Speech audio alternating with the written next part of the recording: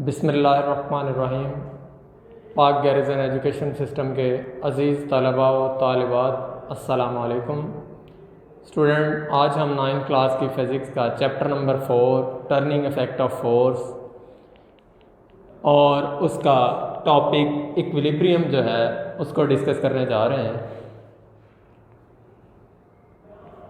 Equilibrium के मुतल्लिक़ पढ़ने से पहले हमने प्रीवियस लेक्चर में पढ़ा था न्यूटन 3rd चैप्टर के अंदर Newton first law of motion कि अ बॉडी जो है continue its state of rest और uniform motion if no net force act on it. एक बॉडी जो है वो कंटिन्यू रखती है अपनी रेस्ट मोशन को या फिर यूनिफॉर्म मोशन को अगर उसके ऊपर कोई नेट फोर्स अमल ना करे।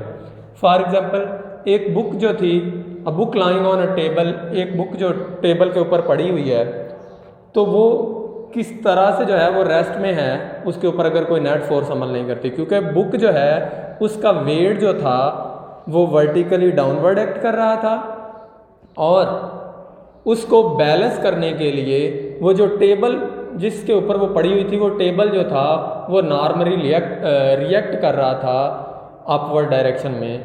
तो एक्शन और रिएक्शन फोर्सेस की वजह से रिजल्टेंट फोर्स जो थी वो ज़ीरो निकल आई, यानी कि नेट फोर्स जो अप्लाई हो रही थी वो ज़ीरो थी। तो जब तक नेट फोर्स ज़ीरो होगी बॉडी रेस्ट में होगी।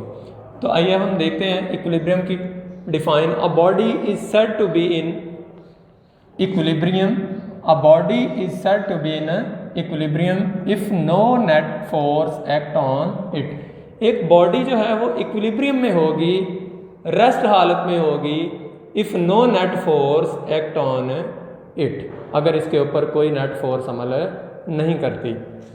एग्जाम्पल देखते हैं इसकी। एक पिक्चर है हैंगिंग ऑन ए वॉल। अब देखें एक पिक्चर जो है, फॉर एग्जाम्पल ये हमारे पास दीवार के साथ जो है एक पिक्चर जो है उसको हैंग किया गया है, पिक्चर फ्रेम को। तो ये जो picture hanging on A wall है, अब पिक्चर का वेट क्या कर रहा है, डाउनवर्ड एक्ट कर रहा है और इसमें टेंशन टी की जो फोर्स है वो अपवर्ड डायरेक्शन में लग रही है। तो लिहाजा जितना वेट डाउनवर्ड कर रहा है उतनी ही टेंशन टी जो है वो बैलेंसिंग फोर्स के तौर पे अपवर्ड डायरेक्शन में लग रही है। तो रिजल्टेंट फोर्स जब ज़ीरो हो जाएगी, यानी कि नेट फोर्स जो है बॉडी के ऊपर अप्लाई हो रही है वो ज़ीरो है, तो पिक्चर जो है इसीलिए जो है वो इक्विलिब्रियम पोजीशन में है जब वो हैंग कर रही है।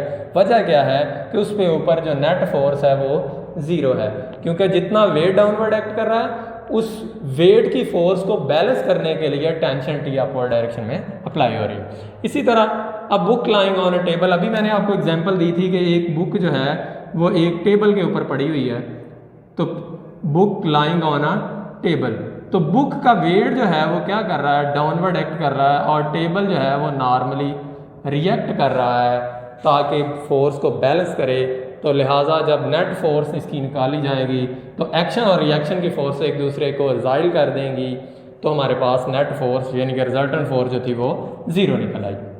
इसी तरह अगर एक कार यूनिफॉर्म वेलोसिटी के साथ मूव कर रही है तो उसके ऊपर कोई फोर्स यानी कि कोई फ्रिक्शन की फोर्स अप्लाई ना करे अपोजिट डायरेक्शन के अंदर, तो वो यूनिफॉर्मली क्या करती रहती है, मूव रखेगी कंटिन्यूसली। ये नेचरली बात है कि अगर कोई बॉडी जो है वो अपनी मोशन को कंटिन्यू रखेगी अगर उसके ऊपर कोई अपोजिट अनबैलेंस फोर्स नहीं लगेगी, क्योंकि जब तक अनबैलेंस फोर्स अप्लाई नहीं होगी, और वो अनबैलेंस फोर्स कौन सी है, फ्रिक्शन की फोर्स है, जब तक वो कार के ऊपर अप्लाई नहीं होगी अपोजिट डायरेक्शन में कार की मोशन के, तो वो कार जो है वो यूनिफॉर्मली मूव करती रहेगी।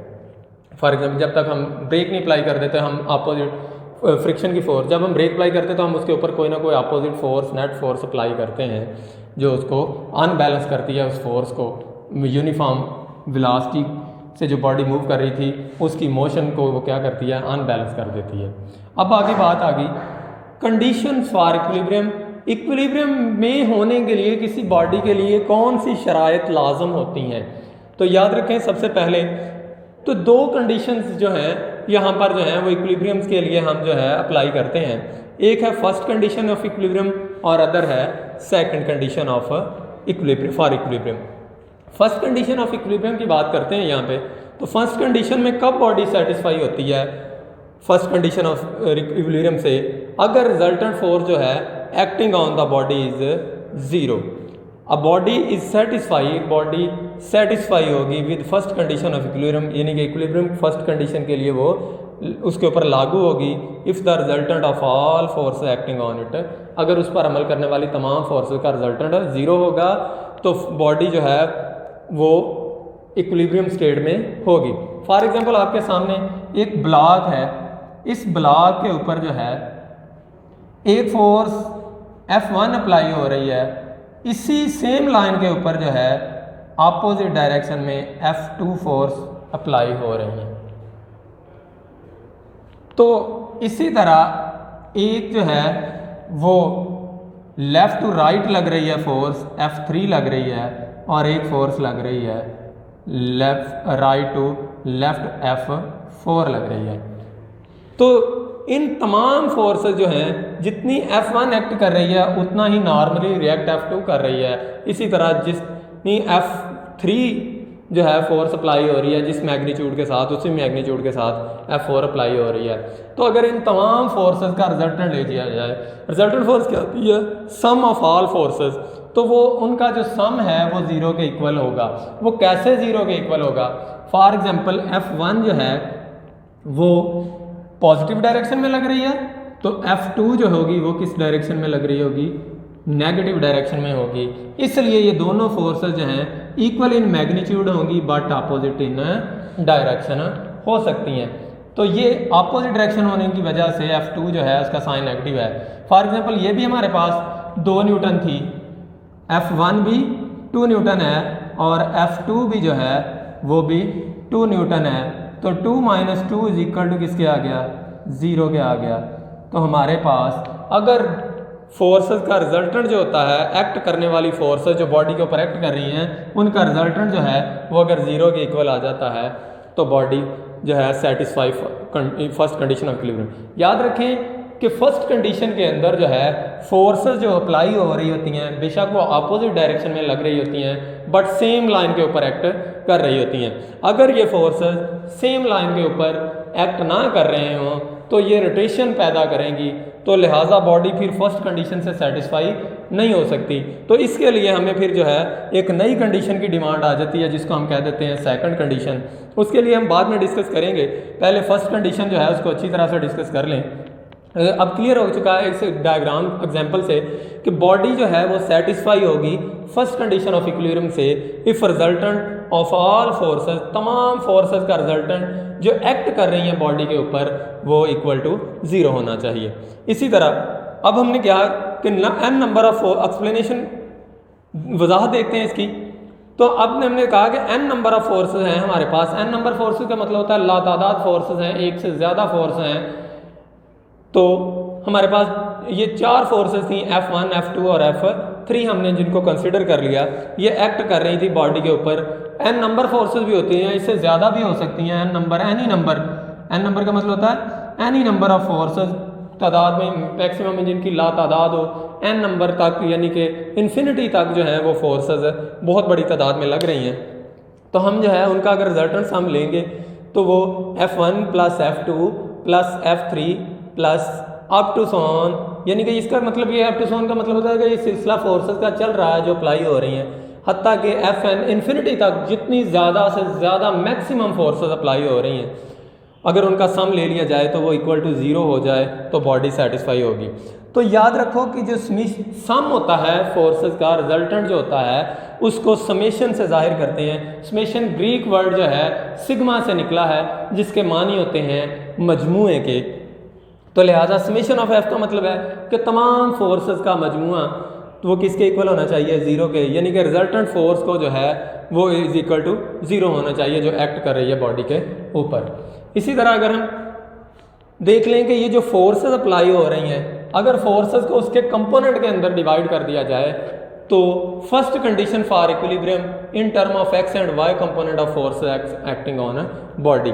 अब देखें अगर गौर करें तो ये वाला जो है फोर्स का x पॉजिटिव कंपोनेंट है और इस तरफ क्या है? नेगेटिव कंपोनेंट है। तो अगर फोर्स को हम कंपोनेंट के अंदर डिवाइड कर देते हैं तो कंपोनेंट के लिहाज से फर्स्ट कंडीशन ऑफ इक्विलिब्रियम जो है वो कब सेटिस्फाई होगी? जब उन कंपोनेंट का फोर्स को जब हमने रिजॉल्व कर दिया उसके कंपोनेंट के अंदर तो उन कंपोनेंट का जो है रिजल्टेंट सम जो है वो जो 0 के इक्वल हो तो बॉडी जो है फिर भी फर्स्ट कंडीशन ऑफ इक्विलिब्रियम से सेटिस्फाई होगी। इसी तरह क्योंकि जब भी कोई फोर्स अप्लाई हो रही होती है तो वो अपने कंपोनेंट्स जो होते हैं उनके अंदर उन में अप्लाई हो रही होती है, उनकी डायरेक्शन में अप्लाई हो रही होती है। तो कंपोनेंट होते क्या हैं? कंपोनेंट असल में वो अज्जा होते हैं इफेक्टिव वैल्यू ऑफ फोर्स जिनके अंदर फोर्स की वैल्यू इफेक्ट कर रही होती है इन ए स्पेसिफिक डायरेक्शन या इन ए गिवन डायरेक्शन। उसको हम क्या कहते हैं? कंपोनेंट। कंपोनेंट क्या होता है? Effective value of force in A given direction. किसी भी खास डायरेक्शन के अंदर जो फोर्स की वैल्यू जो होती है, जिस डायरेक्शन में एक्ट कर रही होती है, वो डायरेक्शन जो होती है जिसमें फोर्स की वैल्यू एक्ट कर रही होती है वो क्या कहलाते हैं? कंपोनेंट कहलाते हैं। प्रीवियस लेक्चर में हमने पढ़ा था कि हमने एक कोऑर्डिनेट ड्रा किया था, कार्टेशियन कोऑर्डिनेट सिस्टम ड्रा किया था। तो इसमें ये वाला हमारे पास एक्स कंपोनेंट था, ये क्या था? नेगेटिव था। ये वाला वाई नेगेटिव था, ये वाला वाई पॉजिटिव था। अब अगर हमने इस पॉइंट तक पहुंचना है तो ये फोर्स जो है पहले एक्स कंपोनेंट की तरफ मूव कर रही थी, फिर किसकी तरफ कर रही थी? वाई कंपोनेंट में ट्रैवल करते हुए ए और पी पॉइंट तक पहुंच रहे। लिहाजा हम अगर फोर्स को उसके कंपोनेंट में डिवाइड कर देते हैं तो उन कंपोनेंट का, यानी कि जो कंपोनेंट के लिहाज से फोर्स एक्ट हो रही है, उनका रिजल्टेंट सम भी 0 होना चाहिए। अब हमारे पास F1x F2x plus F3x plus up to so on Fnx जो है, यानी कि समीशन ऑफ x कंपोनेंट जो है वो 0 होना चाहिए। अब फॉर एग्जांपल इस तरफ x पॉजिटिव है और इस तरफ क्या है? x नेगेटिव है। यहाँ पर जो फोर्स लग रही है वो F1x है और इस तरफ जो लगेगी वो कौन सी थी? F2x थी। तो हमने इन दोनों फोर्सेस का सम जो लिया, रिजल्टेंट लिया, वो क्या आ गया? सम ऑफ x कंपोनेंट आ गया। इसी तरह हम अगर y कंपोनेंट के अंदर y डायरेक्शन में जो फोर्स अप्लाई हो रही हैं उनका वेक्टर सम रिजल्टेंट सम लेंगे तो रिजल्टेंट लेंगे तो वो हमारे पास रिजल्टेंट ऑफ y कंपोनेंट आ जाएगा F1y plus F2y plus F3y plus Fny is equal to 0। अब हमने इनका सम लिया तो ये summation of Fy is equal to क्या आ गया? 0 आ गया। यानी कि y कंपोनेंट के अंदर अप्लाई होने वाली तमाम फोर्सेस का रिजल्टेंट जो है वो अगर 0 हो तो बॉडी सेटिस्फाई होगी फर्स्ट कंडीशन ऑफ इक्विलिब्रियम। तो लिहाजा फर्स्ट कंडीशन ऑफ इक्विलिब्रियम के लिए बॉडी के लिए कौन सी कंडीशन का होना ज़रूरी है? नंबर 1 पे resultant of force acting on body equal to 0। अगर रिजल्टेंट जो होता है of all force acting on the body वो 0 हो जाए तो बॉडी सेटिस्फाई होगी फर्स्ट कंडीशन से। दूसरे नंबर पे बात आ जाती है अगर फोर्स को उसके कंपोनेंट में रिजॉल्व कर दिया जाए, यानी कि फोर्स कंपोनेंट के अंदर लाई कर रही हो, फोर्स कंपोनेंट में अप्लाई हो रही हो, तो वो जो कंपोनेंट होंगे एक्स कंपोनेंट या फिर वाई कंपोनेंट, तो वाई कंपोनेंट का जो रिजल्टेंट सम होगा। अब देखें इसी तरह यहाँ पे फोर्स Fy 1y और F2y अपवर्ड और डाउनवर्ड डायरेक्शन में फोर्स अप्लाई हो रही है, लेकिन किस में? y कंपोनेंट के अंदर अप्लाई हो रही है। तो लिहाजा y कंपोनेंट का जो सम है वो अगर 0 के इक्वल आ जाता है तो बॉडी सेटिस्फाई हो जाएगी फर्स्ट कंडीशन ऑफ इक्विलिब्रियम के लिए। उम्मीद करता हूँ बेटा आज का लेक्चर अच्छी तरह समझ आ गया होगा। इंशाल्लाह मिलते हैं नेक्स्ट लेक्चर में। अल्लाह हाफिज़।